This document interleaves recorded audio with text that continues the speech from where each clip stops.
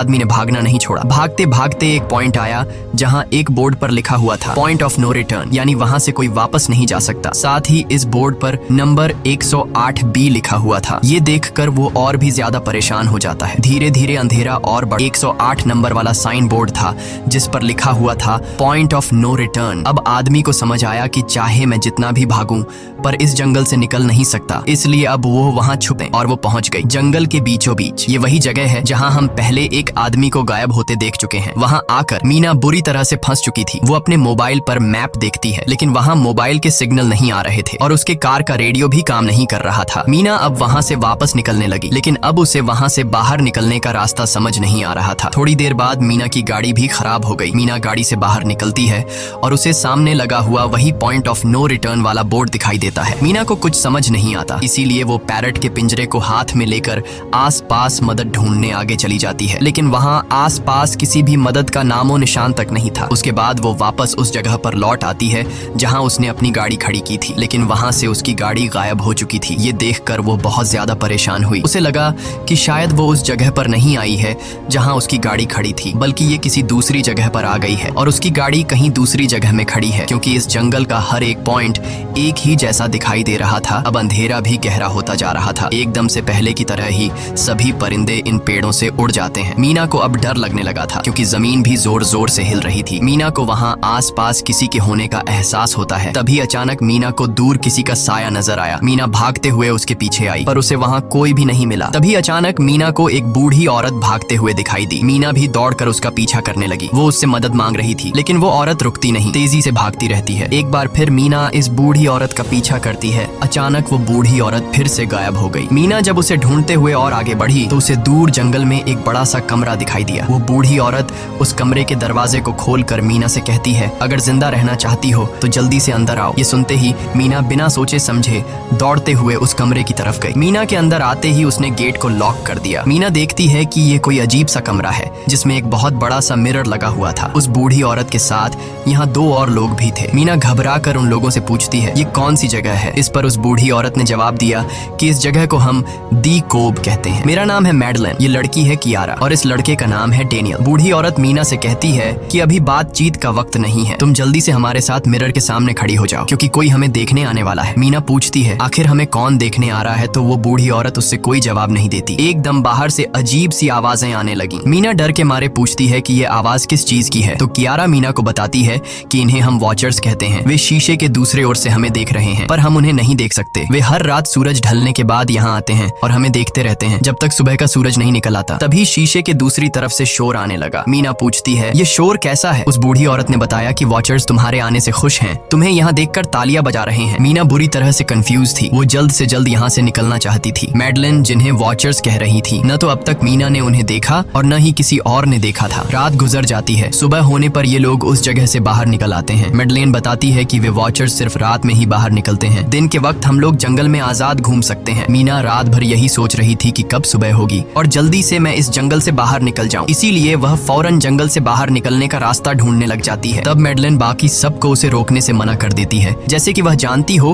कि मीना इस जंगल से बाहर नहीं निकल सकती और वह जरूर वापस आएगी। बस मीना को जाते हुए मैडलेन बताती है कि तुम्हारा यह फैसला अच्छा नहीं है, इस जंगल से बाहर निकलने का कोई रास्ता नहीं है। रात होने से पहले हमें इस घर में वापस आना पड़ता है, अगर तुम लेट हो गई तो तुम अपनी जान से हाथ धो बैठोगी। मीना किसी की बात नहीं सुनती और अपने पैरट को लेते हुए तेजी से आगे बढ़ती है। थोड़ा सा आगे बढ़ने पर उसे वहीं पॉइंट ऑफ नो रिटर्न वाला साइन दिखाई देता है। उसे देखकर वो घबरा तो गई लेकिन उसने हिम्मत नहीं हारी और सूरज को देखकर सूरज की डायरेक्शन में आगे बढ़ती रही, पर जंगल से निकलने में कामयाब नहीं हो सकी। आगे चलकर रास्ता ही खत्म हो गया। मीना ने देखा कि वो एक पहाड़ के टॉप पर खड़ी है जहाँ से आगे दूर दूर तक जंगल के सिवा कुछ भी नहीं था, इसीलिए वो मायूस होकर नीचे बैठ जाती है। तभी अचानक उसके कंधे पर किसी ने हाथ रखा। वो डर गई और जब उसने पीछे मुड़कर देखा तो वो बूढ़ी औरत मैडलेन थी। यहाँ मैडलेन उसे हौसला देती है और कहती है कि सिर्फ तुम ही नहीं जिसने यहाँ से निकलने की कोशिश की और हार गई, हम भी तुम्हारी तरह ही हार कर यहाँ रुके हैं। यहाँ से बाहर निकलने का कोई रास्ता नहीं, चलो मैं तुम्हें कुछ दिखाती हूँ। मैडलेन मीना को जंगल की तरफ लेकर जाती है। मैडलेन मीना से कहती है, ये जंगल एक शिकारी है और हम सब उसका शिकार, अगर जिंदा रहना चाहती हो तो हमारे साथ ही रहो। मैडलेन उसे पॉइंट ऑफ नो रिटर्न वाले काफी सारे साइन बोर्ड दिखाती है जो कि जंगल के चारों तरफ गोल घेरे में लगे थे और उनके बीच में था उनका कमरा। मैडलेन बताती है कि यह हमारे घर से आधे दिन के फासले पर लगे हैं, अगर इसे आगे गई तो वापस लौटना मुश्किल हो जाएगा, इसलिए कभी भी यह तुम्हें नजर आए तो तुम इन्हें इग्नोर मत करना। मीना पूछती है ये सब किसने बनाया, तो वो जवाब देती है ये एक प्रोफेसर ने बनाया है, लेकिन अब तक उसे किसी ने देखा नहीं है। अब रात हो जाती है, ये लोग वापस उस घर के अंदर आ जाते हैं। हर रात वॉचर्स उन्हें देखने के लिए आते थे। आज कियारा नामी लड़की उनके सामने डांस करती है और कहती है ये सब उन्हें पसंद है। ऐसा नहीं था कि इन चारों को हर रात वॉचर्स के सामने खड़ा ही रहना पड़ता था। ये लोग जो चाहते वह कर सकते थे, बस ये लोग उनकी तरफ अपनी कमर नहीं कर सकते थे। ऐसा करने पर वो लोग बहुत ज्यादा गुस्सा हो जाते थे। रात में तो उन्हें सिर्फ वॉचर्स का मसला था, लेकिन दिन में भी उन्हें बहुत मुश्किलों का सामना करना पड़ता था। ये लोग जंगल से हर रोज अपना पेट भरने के लिए कुछ न कुछ शिकार करके लाते थे,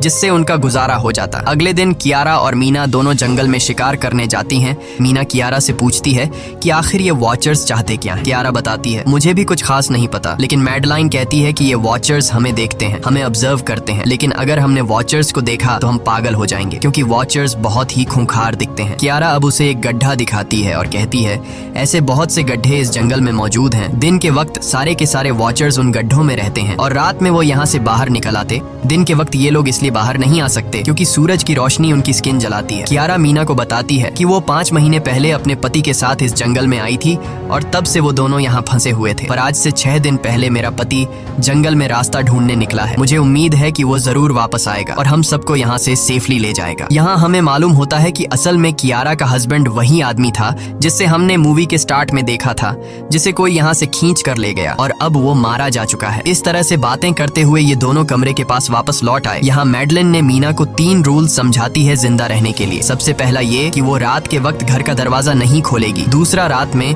वो आईने की तरफ अपनी कमर नहीं करेगी। और तीसरा ये कि दिन के वक्त वो उन गड्ढों के पास नहीं जाएगी और जितना हो सके रोशनी में रहेगी। जब तक तुम इन रूल्स को फॉलो करोगी तब तक तुम जिंदा रहोगी। लेकिन मीना को मैडलाइन की बातों पर बिल्कुल भी भरोसा नहीं होता। अब उस रात मीना इन वॉचर्स के बारे में जानना चाहती थी, इसीलिए वो शीशे के साथ कान लगाकर आवाजें सुनने की कोशिश करती है। जब उसे कुछ सुनाई नहीं देता तो मीना को मैडलिन की बताई गई वॉचर्स की बातें फेक लगने लगती हैं। इसलिए वह रूल्स को तोड़ते हुए अपनी कमर को शीशे की तरफ करके सो जाती है और ऐसा करने पर इन वॉचर्स को गुस्सा चढ़ जाता है। वो लोग जोर जोर से उस शीशे को मारने लग जाते हैं। शोर से मैडलाइन भी उठ जाती है और वह जल्दी से मीना को शीशे की तरफ खड़े रहने को कहती है और तब जाकर वो वॉचर्स का गुस्सा शांत होता है। यानी जब इंसान वॉचर्स को अपनी पीठ दिखाते हैं तो वह उसे खुद की इंसल्ट मानने लगते हैं। ये रात भी गुजर जाती है और अगले दिन मीना डेनियल के साथ शिकार पर निकलती है। वो डेनियल से पूछती है क्या आज तक तुमने किसी वॉचर को देखा है, जिस पर डेनियल ने जवाब दिया कि मैंने भी आज तक वॉचर्स को नहीं देखा और जो भी वॉचर्स को देखता है वो जिंदा नहीं बच पाता। तब मीना डेनियल को समझाती है कि मुझे लगता है कि ये सब मैडलाइन की बनाई हुई कहानियां हैं जिसके अंदर वो हमें फंसा रही है। हमें जरूर उन गड्ढों को जाकर चेक करना चाहिए, शायद हमें यहाँ से बाहर जाने का कोई रास्ता मिल जाए। डेनियल भी यहाँ रहकर बहुत ज्यादा तंग हो चुका था और वो भी किसी तरह से रास्ता ढूंढकर इस जंगल से भाग निकलना चाहता था। इसलिए वो मीना की बात मान लेता है और वो दोनों गड्ढे के पास पहुंच जाते हैं। अब मीना अपने आप को रस्सी से बांधकर इस गड्ढे के अंदर उतरती है। रस्सी का दूसरा सिरा डेनियल ने पकड़ा हुआ था ताकि अगर मीना को कुछ भी हो वो जल्दी से मीना को बाहर की तरफ खींच ले। मीना नीचे गड्ढे में पहुंच जाती है जहां उसे बहुत सारा इंसानों का सामान मिलता है। मीना उस सामान को इकट्ठा कर लेती है। ये सारा सामान उन लोगों का था जो जंगल में वॉचर्स के शिकार हो चुके थे। डेनियल रस्सी के सहारे कैमरा, साइकिल और जरूरत का सारा सामान को बाहर ले आता है। मीना अब नीचे इंतजार करती है कि डेनियल कब रस्सी नीचे फेंकेगा और मैं ऊपर चली जाऊंगी। और इससे पहले कि मीना उस गड्ढे से बाहर निकल पाती, उसे गड्ढे के अंदर किसी के आने की हलचल सुनाई देती है। मीना जल्दी से डेनियल को रस्सी नीचे फेंकने की आवाज देने लगती है, लेकिन तभी मीना को पकड़ने के लिए एक वॉचर का हाथ बढ़ने लगता है। पर मीना धूप में खड़ी थी, इसलिए जब उस वॉचर के हाथ पर सूरज की रोशनी पड़ी तो उसका हाथ जलने लगा। इतने में डेनियल ने नीचे मीना के पास रस्सी फेंकी और मीना फौरन जल्दी से बाहर निकल आई। मीना पूरी तरह से डर गई थी। ये लोग उस सारे सामान को लेकर अपनी सेफ हाउस में आ गए, जहां मैडलिन ने उससे पूछा ये सामान तुम्हें कहां से मिला। ये लोग झूठ बोल देते हैं कि ये सामान उन्हें इस जंगल से मिला। मैडलिन को इस जंगल में रहते हुए